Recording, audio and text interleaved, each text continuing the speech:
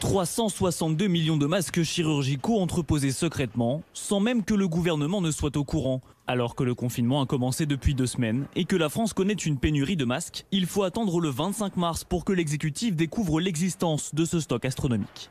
L'État a, depuis des années, entreposé dans un hangar tenu secret dans la Marne des masques chirurgicaux.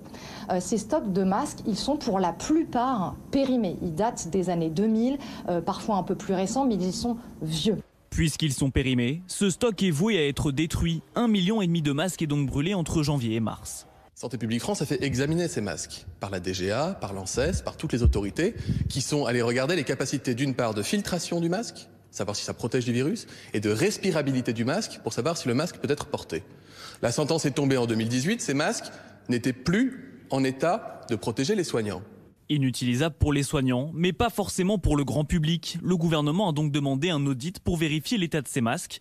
Il faudra attendre le 20 avril, soit près d'1 mois plus tard pour connaître le verdict. 85 millions de masques sont en réalité utilisables par le grand public, soit au moins un masque par Français. Le reste, près de 275 millions de masques, est finalement détruit.